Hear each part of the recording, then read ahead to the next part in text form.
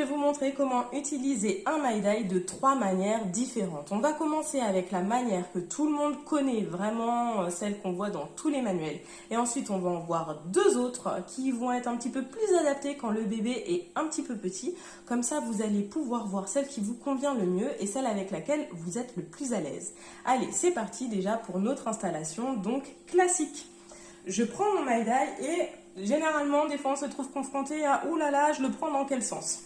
Pas de souci, moi je dis, vous le mettez comme ça devrait être sur le dos de bébé. Voilà, c'est dans ce sens. Et là, vous venez, hop, nouer la ceinture. Si c'est un maille-daï donc qui se noue, si c'est un qui se clip, vous venez le clipser. Hop, et double nœud, toujours double nœud. Alors attention pour ceux qui doivent nouer leur maille-daï, ça doit être bien ajusté, hein. Il ne doit pas y avoir de mou ou de flottement.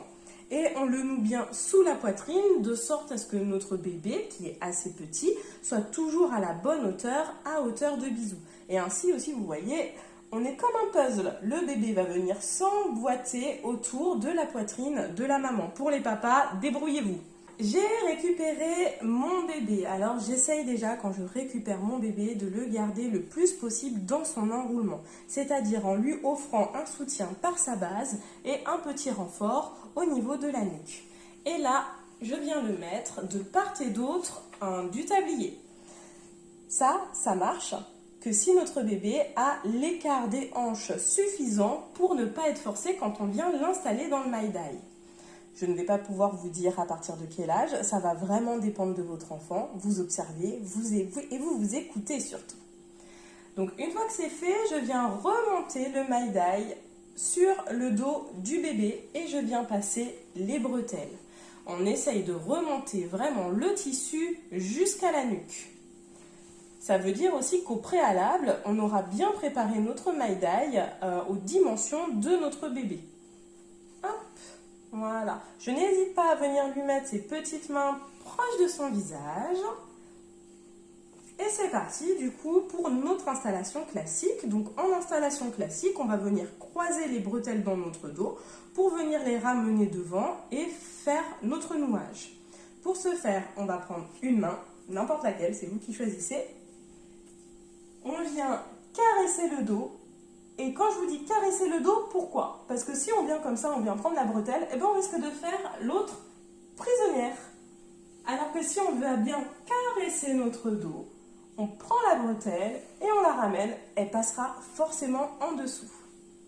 Une fois que c'est fait, je viens tirer la bretelle vers le bas et vers l'arrière. Ici, vous voyez, c'est un maille-daï qui peut se déployer sur l'épaule. Si j'aime le fait que ça se déploie, je laisse déployer. Si je n'aime pas, je peux tout simplement le rabattre. Moi, j'aime bien déployer, donc je déploie. Donc, hop, je fais mon serrage.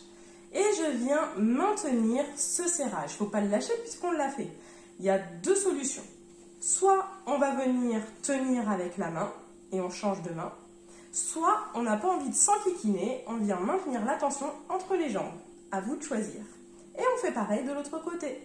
On caresse notre dos, on vient chercher donc la bretelle du côté opposé, que l'on ramène derrière nous et on tire vers le bas et vers l'arrière. Voilà. Maintenant que nous avons fait ça, nous pouvons passer au nouage final. C'est-à-dire qu'on va bien passer les bretelles bien à plat au creux des genoux de notre bébé.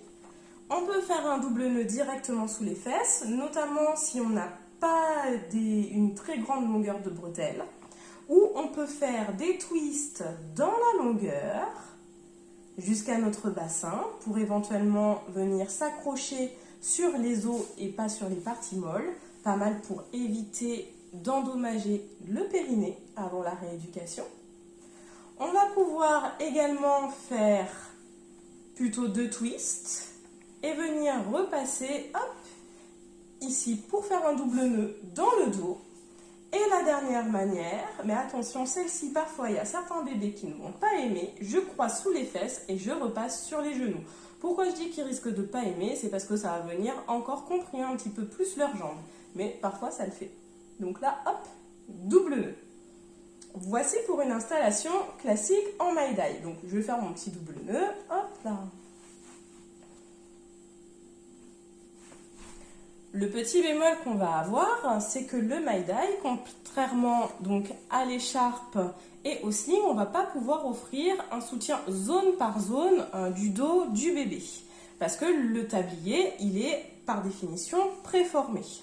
Du coup, ici, vous voyez, on a un petit peu de flottement et parfois le bébé peut avoir tendance à se tasser à l'intérieur, donc on est à l'écoute. S'il a tendance à se tasser à l'intérieur avec ce type d'installation, on va faire une installation façon enveloppé croisé. Alors, vous êtes peut-être perdu, vous êtes en train de vous dire qu'est-ce qu'elle nous sort Nadège? Ben c'est simple, je vais vous montrer.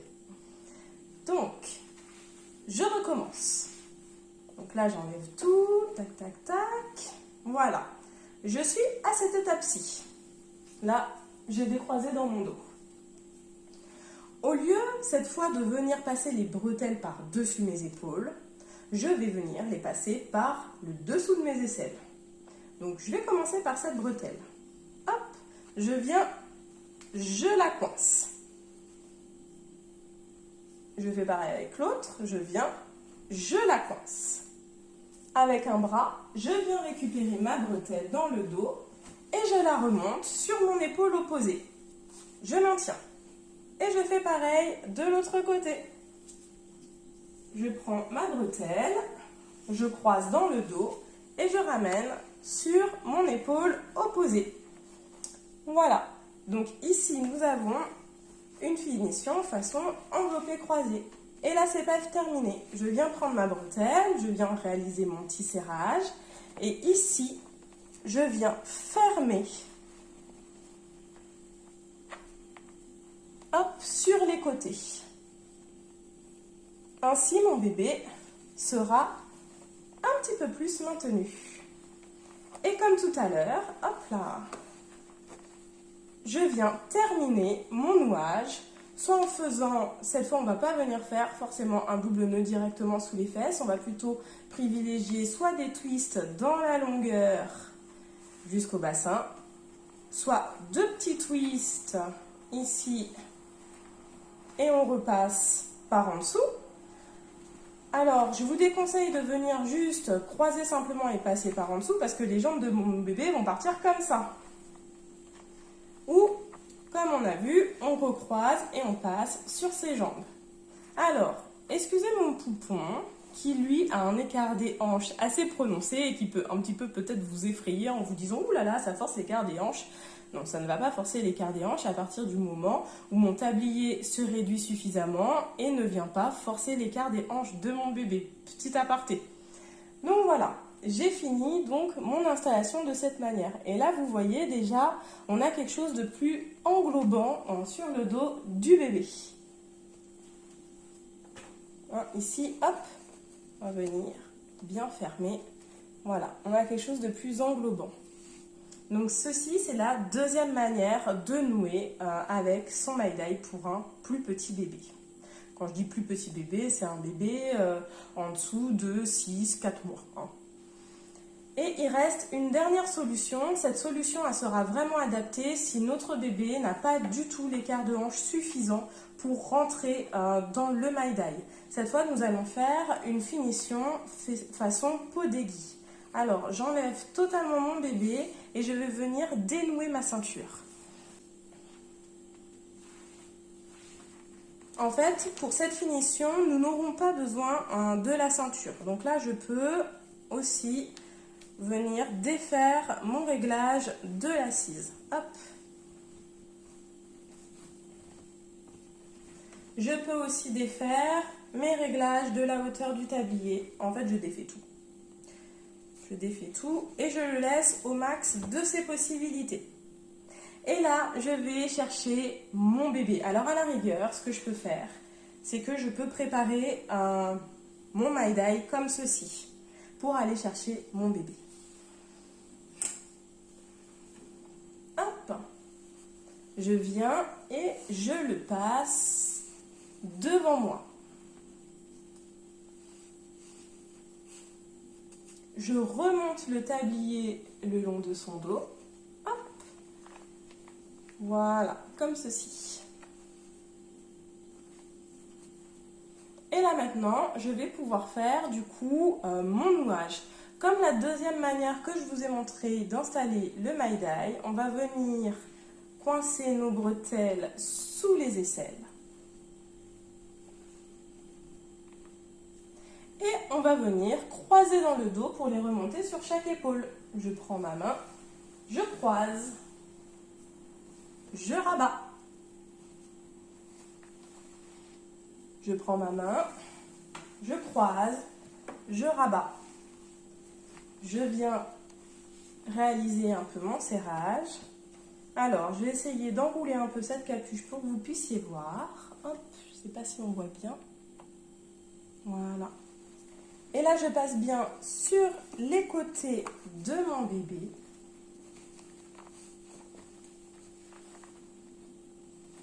Je croise au niveau de ses petits genoux. Hop. Et je peux faire un double nœud directement dans le dos. Ainsi, la ceinture ne sert clairement à rien.